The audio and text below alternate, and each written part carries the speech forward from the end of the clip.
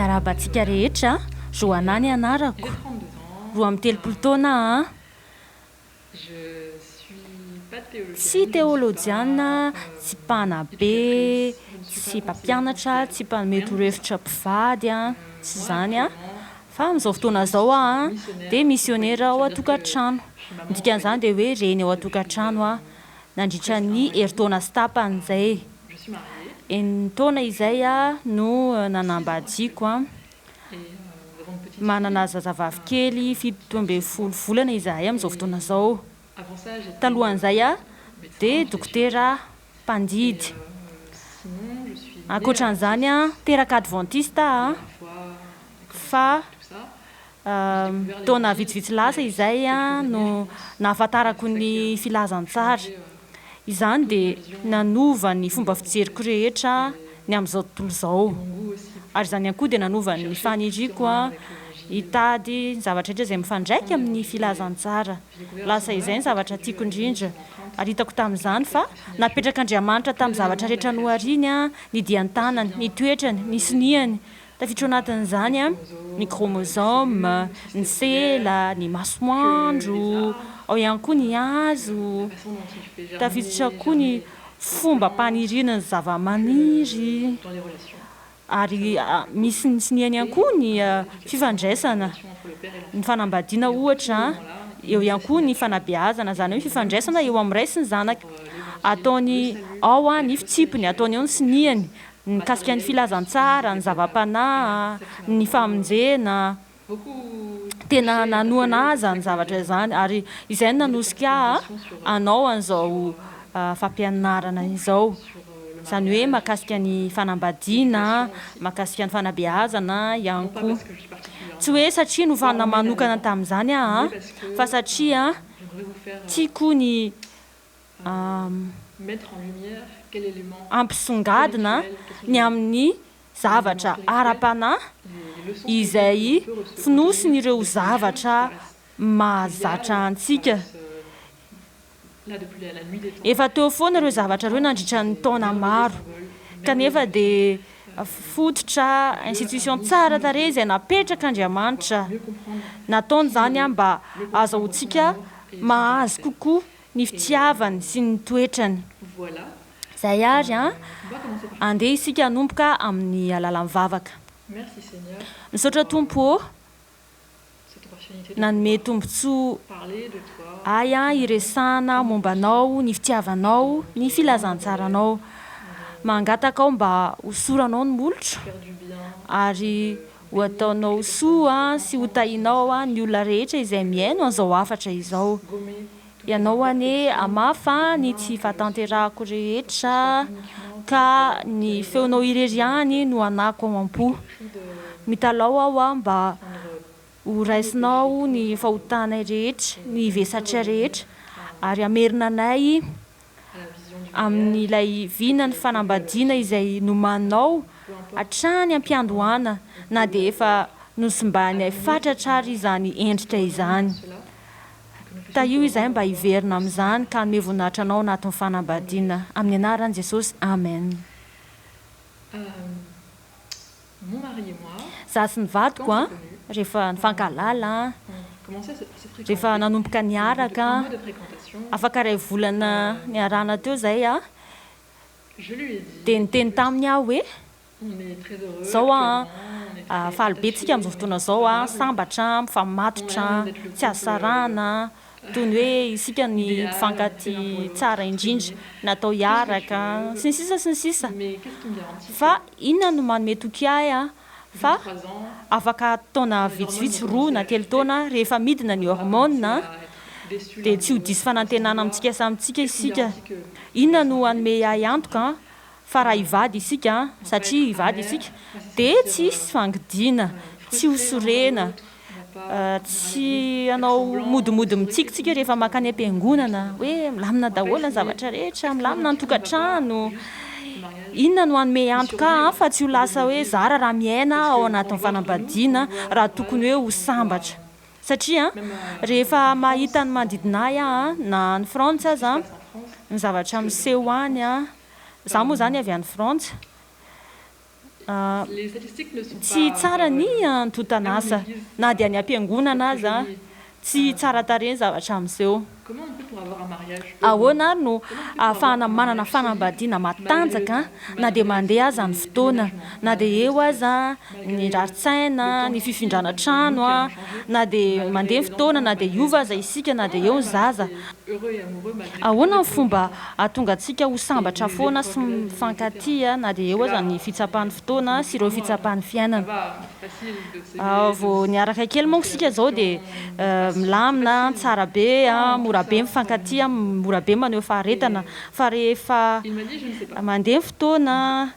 dia inona ny zavatra hitranga dia hoy izy hoe tsy fantatro dia hoy aho hoe tsy olana ary zany fa andehsika hiaraka hitady ary mialohany andehanan'ireo fihetsepo andeha isika hitady ka rehefa tonga izay dia ho fantatsika hoe ahoana fomba hiatrena an'izany dia hoy izy hoe eny ary dia nanomboka namaky boky momba fanambadiana izahay boky kristiana langage d'amour nosoratany Gary Chapman ohatra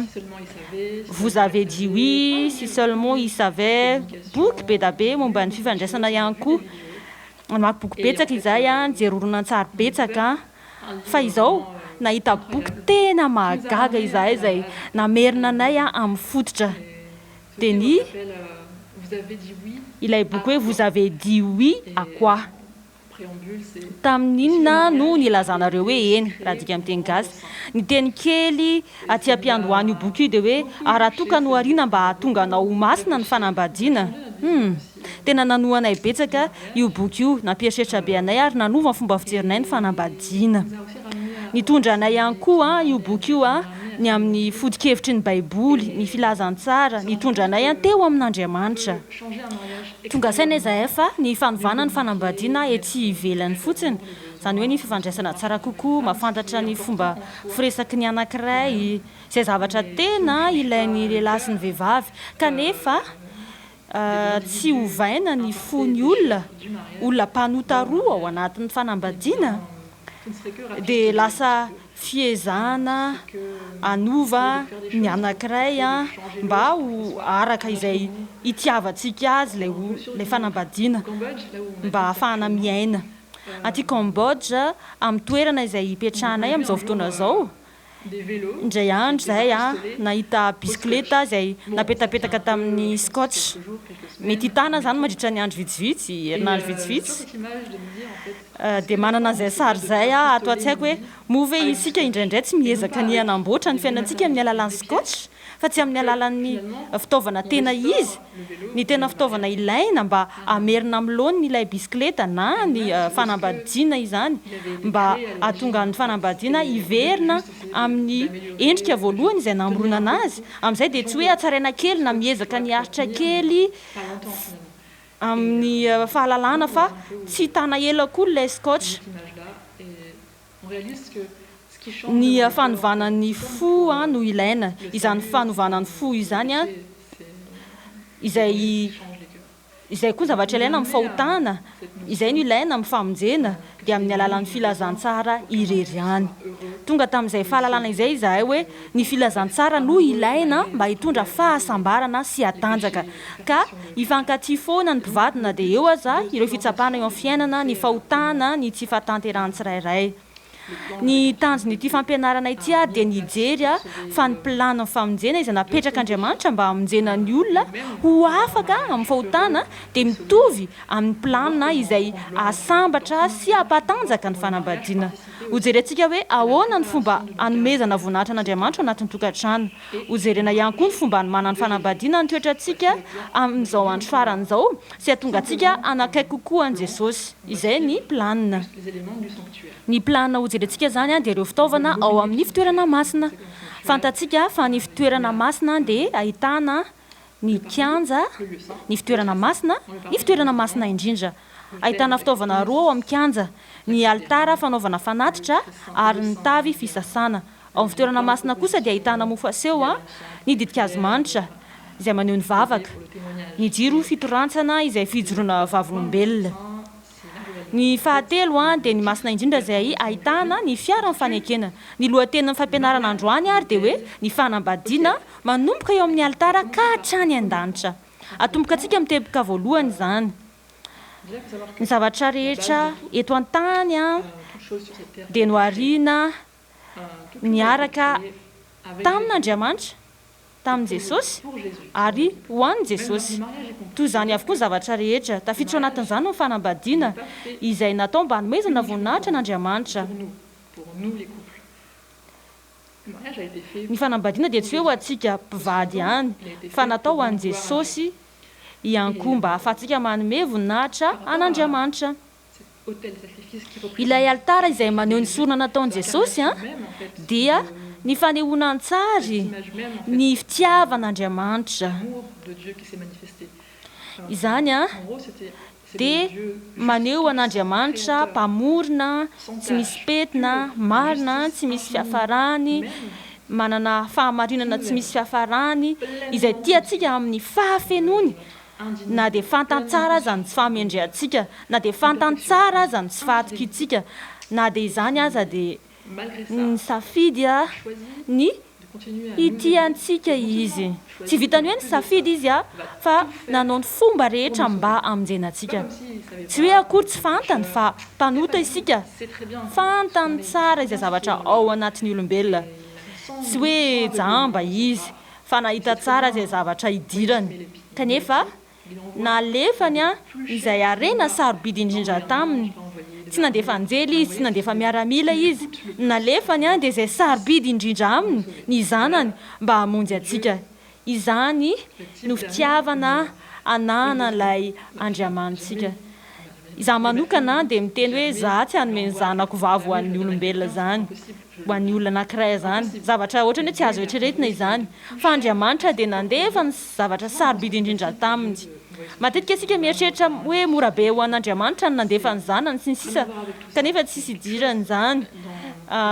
Ellen White dia milaza fa tsy hoe akory tsy nisy ady tao anatin'Andriamanitra rehefa nandefa ny zanany izy fantany fa ho tsara fiafara ny zavatra rehetra na izany aza tena mafy taminy ny saraka amin'ny zanany izay tena tiany indrindra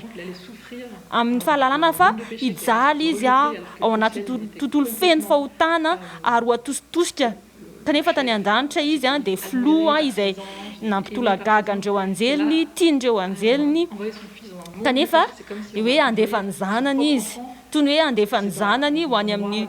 toerana marikoriko indrindra amela azy ho ararotiny olona ho vonoiny olona mihitsiny izany dia noho ny fanantenana hamonjy olona vitsivitsy fa tsy ny olombelona rehetra koa no voavonjy izany no atao hoe filazantsara izany Andriamanitra izany no namorona ny fanambadiana tsy ny fahazahoantsika azy na ny zavatra hitantsika amin'ny filma na amin'ny fiarahamonina no tokony hijerentsika ny fanambadiana fa amin'ny alalan'ilay modelin'ilay mpamorona dia Andriamanitra. Betsaka ny lesona azo raisina avy amin'izany no fitinina amin'ny alalan'ny teboteboka vitsivitsy izy ity fa betsaka ireo lesona tokony tsoana avy amin'ny alalan'izany dia ny sorona nataon'i Jesosy teboka voalohany ary Andriamanitra dia Andriamanitra fitiavana agape tsy misy fahataperana namorona ny fanambadiana izy notahin'Andriamanitra tamin'ny fomba manokana ny fanambadiana noforony nandritra ny famoronana izany ary no azony ny taoriny ny fahalavon'ny Adama tiana ny fanambadiana iriny ny ananana ny olona fanambadiana sambatra izay ny teboka voalohany. Teboka faharoa angatan'Andriamanitra isika mba hitia ny vadintsika tahaka ny tiavany atsika tsy amin'ny herin'ny tenantsika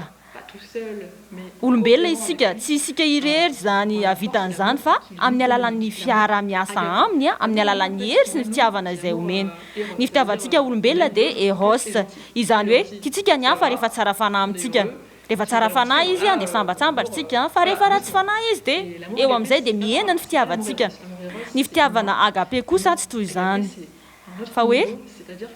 tiako ianao na tsara fanahy na tsy tsara fanahy ary tsy hoe tiako fotsiny ianao fa ambonin'izany dia tiako ny anao tsara anao anovanao tsy ho tombotsoako fa ho tombotsoanao ary tiako ny anome anao ny fitiavana rehetra ananako na inona mitranga amin'ny fotoana rehetra tsy misy fetra ny fitiavana izay nomen'Andriamanitra ary tsy tiany ny ampisitsika fetra ny fitiavana ao anatin'ny fanambadiana na inona zavatra mitranga satria fantatr'Andriamanitra tsara fa ny fitiavana no mitondra ny fibebahana tsy ny fanamelohana na ny tsikera na ny menimenina na ny firesahana amin'ny namana ny fitiavana irery ihany no manova ny vady olona tsara kokoa fitiavana amin'ny fotoana rehetra na inona mitranga sarotra izany ary tsy avy amin'ny olombelona fa avy amin'Andriamanitra izany no antony tokony hifikirantsika amin'Andriamanitra satria tena hafa mihitsy izany fitiavana izany teboka iray hafa mahakasika izay sorona izay ilay altara zany raha toka ny fanambadiana dia persona telo ianao vadinao dia Andriamanitra raha ohatra ka tsy manome tsara indrindra ao anatin'ny fanambadiana intsony ny vadinao no ny antony isan-karazany tsy nila intsony izy tsy haina ny tokony ataony tsy miraharaha izy sy ny sisa Andriamanitra kosa tsy miala tsy mijanona ny manome ny heriny rehetra ao anatin'ny fanambadiana izy izany hoe tsy hoe satria tsy manao ny andraiky ny vadinao dia afaka manao toy izany koa ianao satria mijanona ao anatin'ny fanambadiana mandrakariva Andriamanitra mety mitentsika hoe tsy manao ny andraikiny izy dia za koa tsy ianao mijanona ao anatin'ny fanambadiana Andriamanitra noho izany dia mijanona ho tompon'andraikitra amin'ny fihetsintsika isika tsy hoe satria masika amintsika ny vadintsika dia asika ihany koa isika tompon'andraikitra amin'izay andraikitra tanantsika isika azavaiko andeha atao hoe manana olana ny fianakaviantsika ny vadinao no tompon'andraikitra andeha atao hoe izy ny tompon'andraikitra amin'ny 20 isan-jato n'ilay olana ianao zany dia tompon'andraikitra amin'ny 20 isan-jato vokatr'ilay olana zany na dia diso 20 isan-jato aza izy dia tompon'andraikitra ny amin'ireo 20 isan-jato foana ianao satria mijanona eo foana Andriamanitra tsy ianao sy ny vadinao no jerena fa Andriamanitra hitsarany tsirairay Andriamanitra hoe izao izy dia diso fa ianao koa dia 10 isan-jato hikarakara momba an'izay fa ianao koa ny fihetsika ao manoloana ireo tsy fahatanterana vadinao dia tompon'andraikitra ihany koa ianao satria manatrika ato anatin'ny fanambadiana Andriamanitra ary izy dia matoky ao anatin'izany fifandraisana izany na inona mitranga noho izany na masika aminao vadinao tsy ampy fahalemem-panahy dia tompon'andraikitra ny amin'ny fomba malinao an'izany toetra izany ianao azonao ataony mamaly amin'ny hery amin'ny herisetra amin'ny fahamaliana azy izay mendrika azy fa azonao atao ihany koa ny miantoraka amin'Andriamanitra sy manontany azy hoe ahoana ny fomba hamaliko ny vadiko tena tsy rariny marary zany miaino Andriamanitra izany no mahatonga azy eo Andriamanitra irery ihany no afaka hamaly ny filantsika amin'ny fotoana rehetra amin'ny toejavatra rehetra Andriamanitra no mahavita an'izany tsy izany no andraikitry ny vady manana andraikitra betsaka hafa izy fa mampalahelo fa tsy afaka hanao ny zavatra rehetra izy raha ohatra zany ka miankina ny vadintsika irery ny fifaliantsika ny fahazahoantsika antoka fa voaro ny fahasambarantsika dia napetratsika amin'ny toeran'Andriamanitra ny vadintsika satria ny fifandraisana resanay eto ny fanambadiana dia persona telo ny ao anatiny Andriamanitra ianao sy ny vadinao teboka fahaefatra maneho ny fifandraisana misy eo amin'ny fiangonana sy Kristy ny fanambadiana anisan'ny sary amanoatra matanjaka indrindra ny amin'ny fanambadiana ity fifandraisana misy eo amin'ny Kristy sy ny fiangonana ity amin'izao andro faran'izao fotoanan'ny fifanoherana faran'izao dia tsy mahagaga raha miezaka mafy Satana ny hanimba izany sary amanoatra matanjaka maneho fifandraisana fiangonana sy Kristy izany inona ny ataony mandefa fakapanahy maro izy mandefa fampianaran-diso maro sary diso mametraka ny vady eo amin'ny toeran'Andriamanitra misy fitaka hafa ihany koa tamin'ny fahazazako zao ohatra dia tantara nofinofy any amin'ny filma hoe izay no ataony Satana hoe rehefa manambady ianao dia le vadinao ameno fanirinao sy ameno mibanga rehetra fahadisoana ihany koa zany satria tsy asa mivady zany fa asan'Andriamanitra ny mpivady dia mpiara-miasa anatanteraka ny asa na ny rahan'Andriamanitra antsika dia ny fanaovana mpianatra hamafy sy hazina hitombo tsy hoe ho an'ny zanaka ihany a fa anao mpianatra zany hoe olona izay hovonjena vokatra zany a dia miezaka satana ny animba n'izany sary zany sary izay misy fifanarana tanteraka satria Jesosy ny tena tiany asiana mafy amin'ny alalan'izany izay ireo teboka vitsivitsy a izay azontsika resahana mahakasika ny fahasoavana sy ny sorona nataon'i Jesosy eo ihany koa ilay resaka trosa tadidinareo ve ilay fanoharana mahakasika ilay mpanompo izay ny trosa vola be tamin'ny mpanjaka andeha atao hoe 1 milliard d'ariary io trosa io dia tsy voalohany ilaza ny mpanjaka hoe tsy mila mandohany onitra ianao a na dia tokony andohany io fa votsitra ianao eny ary fa ilay mpanompo a na tsy ary maivana avy eo izy a niona tamin'ny namany izay nananany 10 alina dia nampidiry ny amponja ilay namany hitanareo toy izany ihany koa ny ataontsika indraindray nanolotra sorona tsy misy fetra ho antsika Andriamanitra mba hamonjena antsika nanome fitiavana mahatalanjona antsika izy kanefa vetivety dia adinitsika fa nahazo fitiavana agape isika fitiavana tsy misy fetra kanefa rehefa mahita zavatra tsy dia ratsy loatra raha mihoatra noho izay nataontsika tamin'Andriamanitra isika eo amin'ny vadintsika dia manao zavatra mitovy amin'ity mpanompo tsy mahatoky ity izay tsy nahainy saotra izay tsy natsiaro ny zavatsoa izay azony izay ny tapany voalohany mahakasika ny sorona betsaka ny zavatra resahana azo lazaina amin'izany a tsy mora ny mampiatra an'izany fa io no fototry ny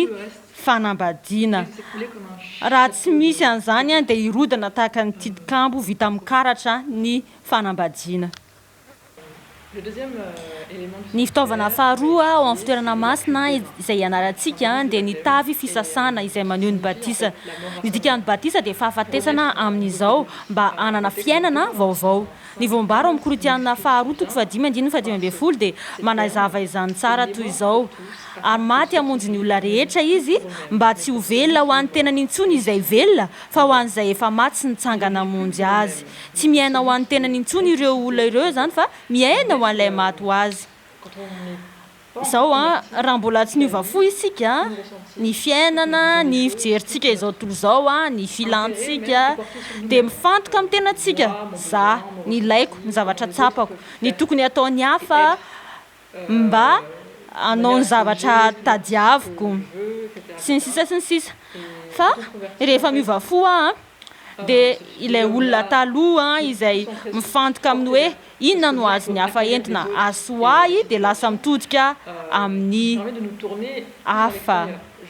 lasa miaina ho an'i Jesosy ary manomboka liana ny amin'ny olona hafa ankoatra ny tenako tena zava-dehibe anefa ny mahazo ny hafa ao anatin'ny fanambadiana inona hoe inona ny tiany inona no manohana azy mampalahelo azy ahoana ny fomba fisainany indraindray tsika dia mety milaza hoe izaho manana ny fomba fisainako izay ara-dalàna lôjika tsara fa izy ny zavatra lazainy tsisy dikany izy ty tena mety hitsara ny fomba fisainany sy ny zavatra tian'ilay olona iray isika kanefa tsy miezaka ny miainy tsara ny zavatra lazainy amin'ny fo rehetra tsy miezaka ny oliana ny aminy manokana ahoana ny fomba hahatonga azy ho tena sambatra tokoa tena zava-dehibe araka ny fihevitro ny mitiany hafa tsy amin'ny fomba izay atsapantsika hoe tiana fa amin'ny fomba izay atsapany hoe tiana indraindray dia tena hafa tanteraka amin'izay ilayntsika ny fanirintsika sy ny etaetantsika izany kanefa antsoina ho amin'izany isika za zao ohatra amin'ny mahavehivavy dia tiako ny teny mamy teny milaza ny toetra tsara ny resadresaka ny fifandraisana ny vadiko indray dia manana ny fomba hafa izay atsapany fa tiana tamin'ny voalohany dia tsy azoko mihitsy hoe tsy ohatran'izany zany mity izany fa tamin'ny farany dia nekeko hoe izay ny fomba atsapany hoe tiana teboka dia izay ekeo izy matetika no moramora ny mitiany hafa amin'ny fomba izay atsapantsika hoe tiana kanefa tsy voatery hoe izay no ilaina izay le izy zany tena zava-dehibe ny mahatakatra izay tsapany anankiray tsy noho ny fitiavan-tena fa noho ny faniritsika izay aso azy mihoatra noho ny fisainantsika izany mihoatra ny fomba fijerintsika ny fiainana fa zava-dehibe ny miezaka mahazo sy mihaino tsara izay teneny amintsika hiditra ao amin'ny fitoerana masina isika izao misy zavatra telo ao amin'ny fitoerana masina ny mofo aseho ny mofo aseho zany tafiditra ao anatin'izay ny didikazo manitra izay maneho ny vavaka ary ny fanaovan'ny jiro fitorantsana izay maneho ny fijoroana vavolombelona atombontsika amin'ny mofo aseho izany misy mofolo izy io izay maneho ny tenin'Andriamanitra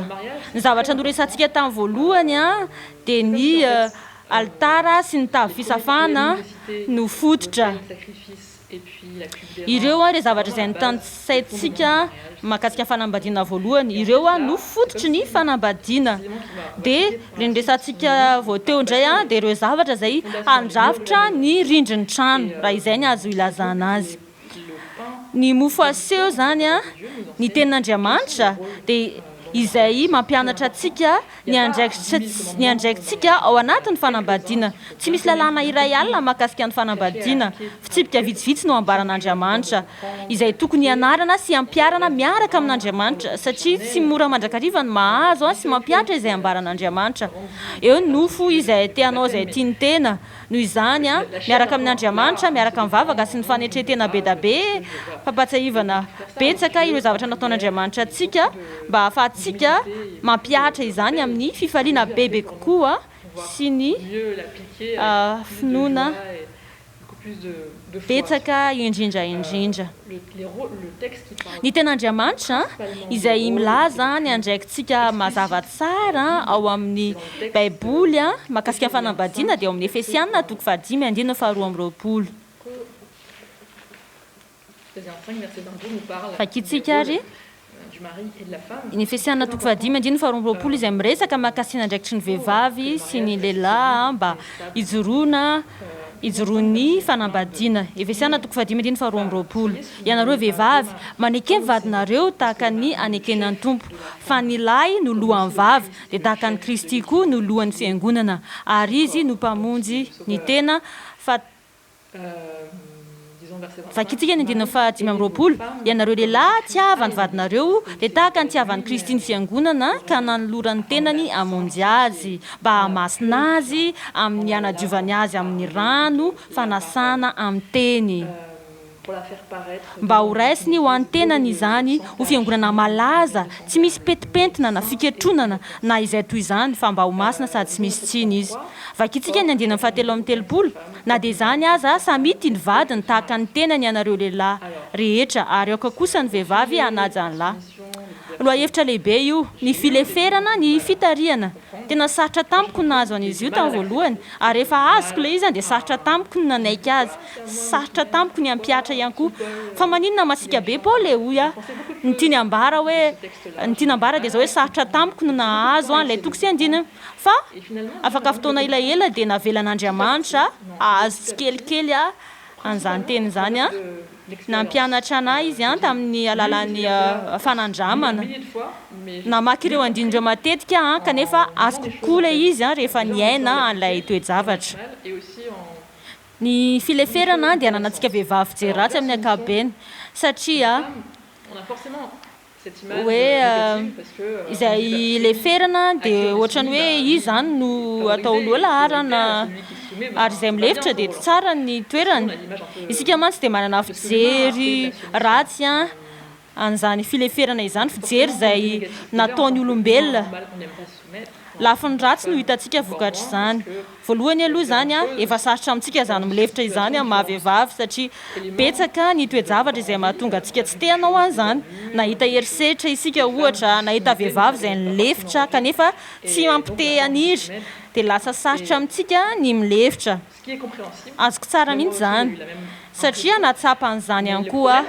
kanefa ny olana dia tsy mankatò ny ten'andriamanitra isika rehefa tsy milefitra mangataka amintsika izy a ankatò ny teniny sy atoky azy mba ahafahana hoe tena milefitra zany dia mila milefitra amin'andriamanitra alohany zavatra rehetra manaiky fa andriamanitra dia mpanapaka mitarika atsika izy a toy ny ondry a izay tarihana misy ny lalan'ny fileferana izay tsy voatery ho tiantsika kanefa mahasoatsika izany zavatra izany na inoantsika izany na tsy inoantsika ny tsara fantatra fa ny fileferana ara-baiboly akory a tsy hoe milefitra ety ivelany fotsiny fa ao anaty ao a mijaly a sady tezitra ny fileferana ara-baiboly akory tsy hoe milefitra ety ivelany a nefa sady manao fiomezana n'ilay toejavatra na ilay olona sy miezaka ny anodikodina sain'ilay anankiray tsy izany ny atao hoe fileferana ny fileferana ara-baiboly ihany koa tsy hoe tsy teny mihitsy a ny fileferana ara-baiboly akory tsy hoe tsy miteny ihany koa rehefa manota ny vady tsy izany ihany koa zavatra hafa mihitsy izany fileferana ara-baiboly zany fa tsy ohatran'izany ny fileferana ara-baiboly any dia voalanjalanja sady marina kanefa tokony hoe tsy misy fepetra tsy miankina amin'ny famendrehan'ny anankiray ny antony iray izay tsy tokony ileferana dia rehefa mangataka anao vadinao anao zavatra tsy ara-baiboly izany hoe tsy manaraka ny lalàn'andriamanitra ny foto-kevitr'andriamanitra izay ilay hoe mankatohan'andriamanitra noho ny olombelona fa ankoatran'izay hoe fahotana izay ny fileferana izay no man'andriamanitra dia tena mahasoa izany ihany koa dia mitaky hoe nahoana ny tsilotsainan'ilay vady a ny herin'ny ara-batana na inona na karamany a sy ny sisa io zany tsy resaka fahaizana fahalalàna fa resaka fandaminana napetrak'andriamanitra izany hoe ny lehilahy no napetrany ho mpitarika ary tokony hilefitra ny vehivavy anome ohatra mba iresahana aminareo mazava kokoa ny atao hoe fileferana araka amin'ny baiboly tsy dia resaka fanambadiana izy ity fa zavatra hafa tamin'izany asa tao amin'ny urgence vonjyaina zany dia nantsoina hiasa tany amin'ny SAMU ao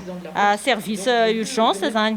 mampianatra asa na stagiaire tamin'izany fotoana zany nisy eo zavatra toy izao an-tranga nahita loza-piarakodia iray dia nisy mpamono afo be da be tonga nisy mpamono afo 5 na 9 teo angambany tonga teo dia mpitarika anankiray tsy hoe farany lava be ilay mpitarika izy ary tena fo kely tsy izy akory no matanjaka indrindra ihany koa fa tamin'ny fotoana iray dia nila nampidirana tao anatin'ny fiara ilay naratra nanampy ihany koa satria tokony handray anjara ihany koa izy no manome mibaiko manisa telo dia mibata isika ray roa telo dia mibata isika tena lamina tsara izy ireo nanaraka ny baiko ny foloa afaka niasa tamin'ny fomba tena lamina tsara izay satria nisy mpitarika raha tsy nisy mpitarika dia hikropaka izahay hoe ianao manao an'izao ianao zao ny ataonao kanefa amin'ny tontolo ny fikarakarana marary tontolo ny ady tontolon'ny loza-piarakodia dia mazava be fa mila mpitarika isika izay hitarika marina tokoa fa mila mpitarika isika tany am-piandohana rehefa namorona fanambadiana Andriamanitra dia nataony nitovy ny lahy sy ny vavy tamin'ny taolan-tehezana no nanamboarana ny Eva noho ny fahotana nefa dia tsy maintsy nasiany mpitarika sy anankiray izay milefitra mba ampihena farak'izay ambany ny ady vokatry ny fahotana nambarany Ellen White ihany koa fa rehefa hiainana amin'ny fomba ara-panahy sy amin'ny fomba tsy misy fifaninanana hoe izy ny tena matanjaka sy ny sisa ny fileferana dia mety ho tonga fitahiana ho an'ny fanambadiana hitantsika tamin'ilay ohatra ny mpamony afo teo zao ohatra ny mpitarika izay nitarika ny ekipa dia nahafana ny lamina tsara sy ny soroana ady izany ihany koa no tonga ny fanambadiana ilamina hijoro ho voalanjalanja tsara samy manao ny andraikiny tsirairay tsy voatery hojerentsika amin'ny lafiratsiny zany ny fileferana fa afaka hianarantsika ny fomba anompona an'Andriamanitra anompona ny hafa amin'ny alalan'ny fananana tokantrano milamina tsara izany ny tanjona ilaina foana ny mijery izay lafin'izay ilay reo mpamono afo a izay mankatony filohany a tsy hoe satria malemy akory zareo fa satria mahasono marary zany a ahafahany miara-miasa ao anatiny ekipa tsara ihany koa no milaza fa tompona andraikitra kokoa ny filoha mpitarika noho ireo izay milefitra zava-dehibe ny fahazahoanan'izany tsy hoe satria filoha isika dia mpanjaka zany tsika dia misiza fiandrianana tsia ny mpitarika ao amin'ny baiboly a dia hitantsika fa tohany jesosy a no nanasany tongotry ny mpianatra jesosy no nanao sorona ny ainy izany no mpitarika farita amin'ny paoly ao amin'ny efesiana toko 5 ary zany ihany koa no fileferana farita amin'ny paoly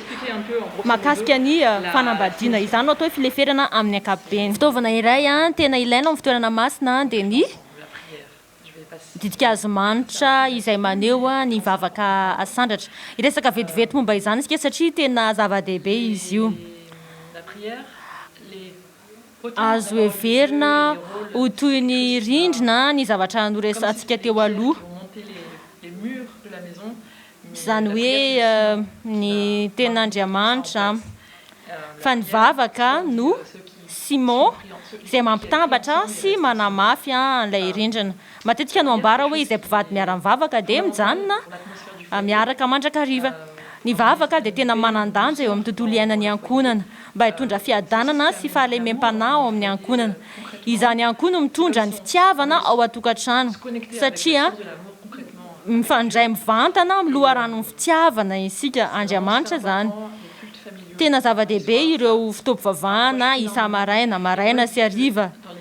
mampifanakaiky betsaka mihitsy ireny fotoana ireny Ellen White dia milaza fa na ao amin'ny tokantrano iray izay tsy manao fitopy-vavahana dia tsy azo antoka na dia alina iray fotsiny aza tena zava-dehibe ny fiarahana mivavaka mifampivavaka amin'ny lafin-zavatra maro mivavaka mba ahatonga ny anankiray ho lasa olona izay tian'Andriamanitra ahatongavany fa tsy hoe ho tonga ilay olona izay tiako ahatongavany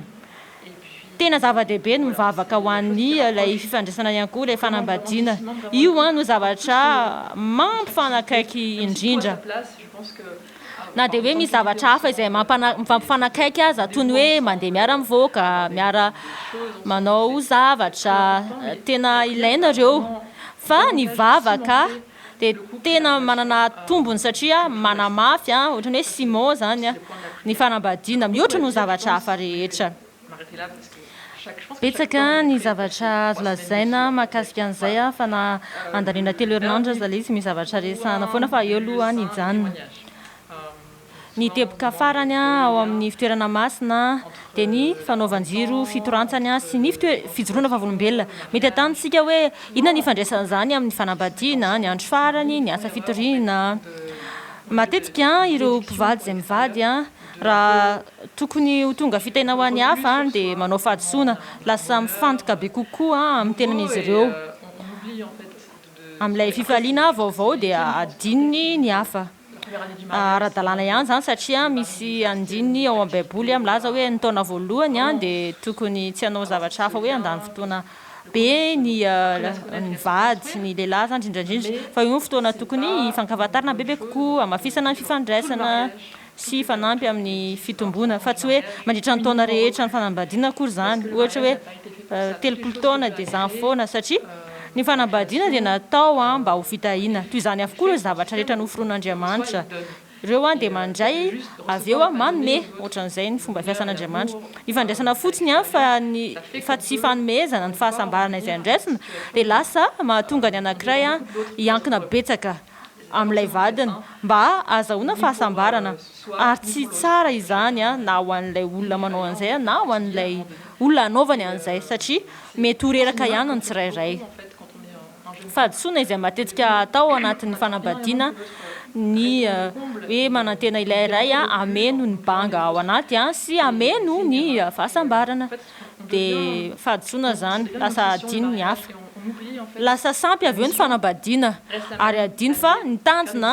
dia ny anao mpianatra sy ny ilaza ny amin'ny fiavian'i Jesosy adinontsika fa misy ireo olona irery antitra mahantra adino fa misy tsy fahamarinana eto an-tany adino ihany koa ireo olona tsy manambady fa hoe efa manambady azy zao dia tsy raharahako tsony zany kanefa izy ireny dia mila namana mila torohevitra azo antoka fa misy fetrany mandrakariva nefa zay fifandraisana mampinamana zay fa tafiditra amin'ny zavatra noforonin'Andriamanitra izany rehefa hovaina ny tanjon'ny famoronana dia lasa fitiavatena ny fanambadiana azotsika atao anefa ny ho fitahiana ho an'ny hafa eny fa na hoe olona ao atokantrano mihitsiny rehefa mivady izay mivady zao ohatra congé tamin'izay fotoana zay mbola niasa tamin'izany dia nanapa-kevitra ny nofa fiara filasiana anankiray dia andeha amin'ny lalan'ny Frantsa sy Suisse mba ahafahana mitotra fampiteny zay hoe nandefa mpianatra tsiroroa Jesosy olona roa sika ka inona ny olana ndao andeha ekipa isika olona roa tsy voatery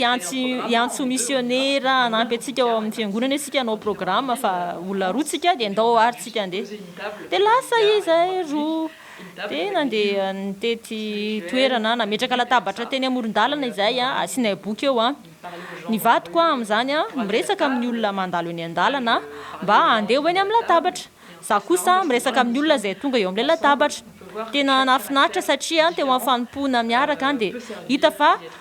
toetra samy hafa nanananay dia miasa mifameno sy mifanampy za zao ohatra olona tsy dia mivoaboaka zany tsy dia vitako zany hoe mandeha manatona olona iny an-dalana zany sy ny sisa fa zaho kosa raha misy olona izay iresahako zavatra lalina ampitoniana dia tsy mampaninina mivadiko indray dia tia miresaka amin'ny olona rehetra sy ny sisa vokatra zany ny toetrako somary miafina tokatokana kely ary ny toetra mivadiko sasay manao fanandramana dia mifameno rehefa anao asa fanompoana kanefa raha mizavatra amin'ny ankapobeny amin'ny andavanandro dia aleoko mijanona ao an-trano tsy dia tiako zany mandeha mivoaka zany avy eo izy indray avy eo mety ilaza hoe manahaka anaty andeha hiaraka amin'ny hafa mihitsy izy amin'ny zavatra hafa zany dia mety hosorena ny tsirairay ilay tsy fahasamihafana dia lasa ohatran'ny hoe lasa mavesatra indray fa rehefa tsy asa fanompoana no atao fa rehefa misy tanjona nompo kosa dia afaka avokoa zany rehetra zany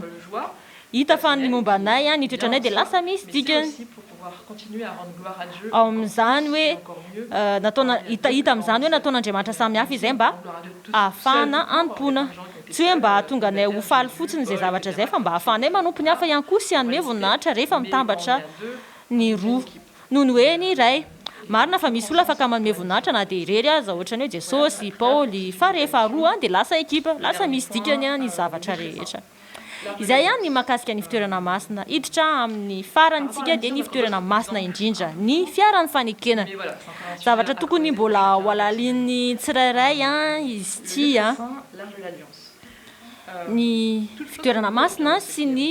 fiaran'ny fanekena ny zavatra rehetra dia miara-miasa asoa izay tian'Andriamanitra eny fa na dia ny vady izay mandisy fanantenana aza na vady reraka be asa na ireo fahasamihafana amin'ny hevitra ny fanambadiana no tena ahitana ny tena toetrantsika ao anatin'ny fanambadiana no ahitantsika hoe iza marina isika ao no ahitantsika hoe itsika etsy dia tena manam-paharetana akory tsy dia tsara fanahy akory isika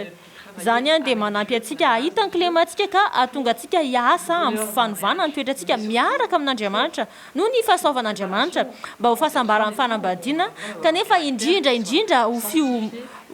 fiomanana amin'ny andro farany izay ilayntsika toetra no hamasinina no diovina alohan'ny hatongavan'i Jesosy ary koa mba hanomana atsika ihany koa amin'ny fiatrehana ny fanenjehana mialohan'ny fiavian'i Jesosy. Ellen White dia milaza ao amin'ny asambarana tefinakany hoe raha toka mifampiolon'olona ianareo ka lasa tsy kristianina intsony araka ny baiboly dia aoka hiova fo raha tianao ny olo masina ny an-danitra dia tsy maintsy ho masina eto an-tany aloha ianao ny tena mana zany ny fitoerana masina indrindra dia ahitana ny fiaran'ny fanekena ny lalàn'Andriamanitra izay toetran'Andriamanitra ny dikan'izany dia hoe tokony irona amin'ny fandraisana fa nanana izany toetra tanteraka ananan'andriamanitra izany isika tsy ho andriamanitra isika satria tsika tsy andriamanitra fa ny fananana toetra tahaka an'andriamanitra izany hoe toetra madio sy mamasinina dia azo tanterahana tsy atratra ny fahatanterahana amin'ny alalan'ny herin'ny tenantsika isika fa ny fanatrihan'i Jesosy mandraka hariva ao anatsika kosa dia afaka mitondra atsika amin'izany fahatanterahany toetra izany no voalaza ny fanahy faminina ihany koa ambara fa ireo fomba fiatrehana ireo ady miseho eo amin'ny mpivady dia toy izany no fomba hiatrehantsika ny andro fahoriana amin'ny andro farany ilayntsika arak'izany ny miova fo ka ny fisiana ao anatin'ny fanambadiana dia manampy atsika ahita ny toetra ratsytsika raha ohatra ka misy fifandolanana ao amin'ny tokantrano dia tsy tokony eritreritra isika hoe tsy natao hiaraka zay samy hafa loatra zay sy ny sisa fa tokony hijery hoe inona no asehon'andriamanitra mahakasika ny toetrako ao anatin'izao fanolanana izao izany mantsy dia aneo ny tena ao anatintsika fitiavan-tena fialonana inona no ambaran'ilay fifanolanana mahakasika atsika ary tokony ho apetratsika eo tongotra Jesosy izany toetra izany mba hovaina isika zany dia isan'ny fomba tsara indrindra iomanana amin'ny fiatrehana ny andro farany ny fanomanana ny toetra ny fanadiovana ny akanjo mialohan'ny fiavian'i Jesosy Ellen White dia milaza fa ny fisarahana amin'ny Kristy no mahatonga ny tsy fifanarahana eo amin'ny fianakaviana ny manatina akaiky an'i Kristy no mahatonga ny fifanantonana etiety kokoa eo amin'ny fianakaviana ao anatin'ny fanambadiana no tena hatsapana fa tena mila an' Jesosy isika mba hananana faharetana mandrakariva mba ho raiki-pity foana tena mila azy foana isika amin'ny andavanandro izany fanatrehan'i Kristy ao anatsika izany koa no hanomana atsika amin'ny andro farany ny fanambadiana amin'izay fotoana zay izay lasa fiafaran'ny fiomanana amin'ny andro farany amin'izao fotoana zao lasa fiafaran'ny fanompona ny hafatsy amin'ny andro farany dia lasa fiantomboan'ny fanavaozana arakaraka ny hitondrantsika ny vinantsika momba ny fanambadiana no mahatonga ny fanambadiana ho lasa fiantomboan'ny fanavaozana izay angamba ny mahakasika an'izay andeha asika marana miresaka mahakasika ny fanambadiana isika ary hitantsika fa ny tena tanjo ny fanambadiana dia ny anakekezantsika an'Andriamanitra ny anampy atsika anana fiainana ara-panahy manan-karena kokoa fa tsy hoe mahantra atakatra bebe kokoa ny fahasoavana ny fitiavana tsy misy fetra ny fitiavana izay mitady atsika izay ianarantsika amin'ny alalan'ny fampiarana izany eo amin'ny fiainantsika mba hitondra fahasambarana atsika sy amin'ny ankehitriny fotsiny ihany ny fanambadiana dia sary anoatra ny fanambadiana tena izy any an-danitra toy ny mahasary amanoatra ny fitoerana masina eto an-tany izay maneho fitoerana masina any an-danitra izy no mpapakatra ary isika fiangonana no ampakarina tiany Jesosy ho diovina ny tsy fahatanterantsika rehetra ny fahalementsika rehetra tsy hoe satria vokatry ny herintsika izany fa amin'izay fomba izay ihany no ahafahantsika mitaratra ny endriny toy ny fitaratra izay no diovina ka mamoaka ny endrika izay mijery azy milaza Ellen White fa miandry Kristy sady maniry mafy indrindra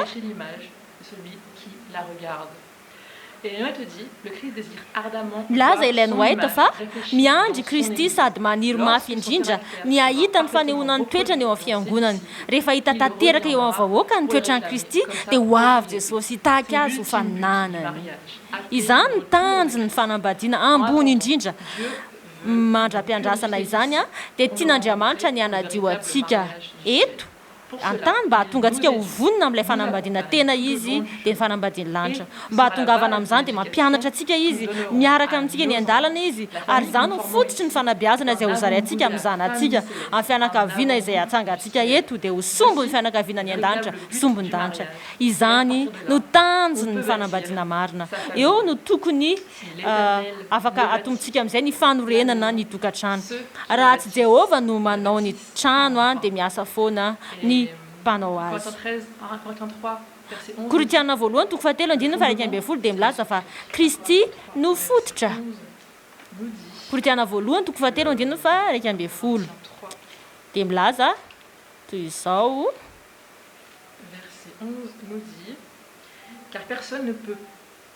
fa tsy misy mahay manao fanorenana hafa afa-tsy izay natao dia Jesosy Kristy hivavaka isika mba hamaranana. Seigneur pour Misaotra tompo ô il y a beaucoup à dire sur le noho ireo mariage. lesina Énormément à dire sur le betsaka ny zavatra mariage. afaka resana mahakasika ny fanambadiana tena betsaka tokoa afaka andanora maro izahay raha azo natao kanefa ampianaro izahay ahita ny tanjona mariny fanambadiana Situation du mariage. ampio izahay mba ahita eo amin'ny toe-javatra rehetra miseho amin'ny fanambadiana na fifaliana na zavatsarotra na fifalanana ny tsy fitovikevitra tompontsoa mba anatonanay bebe kokoa anao iresahanay bebe kokoa aminao amin'ny alalan'ny vavaka mba hampianaranao anay mba hitoeranao marina eo fovoanay sy hanovanay anadio anay mba hatonga anay ho ray aman-dreny tsaratsara kokoa ohatra tsara kokoa any zanakay fa ihany koa mba hatonga anay ho vonona amin'ny fitsenananao tsy ela sy anafaingana izany mivavaka ao tompo ho an'ny fianakaviana tsirairay avy ireto ny mpifankatia izay vady ireo tsy mbola manambady izay mitady vady sy ireo izay efa manambady kanefa manana olana raha-panambadiana izahay ihany koa tahio izahay arovy izahay mba hahitany lalana izay nomaninao ho an'ny fanambadiana eo aminao no metrahako izany rehetra izany amin'ny anaran'i Jesosy amen Bientôt.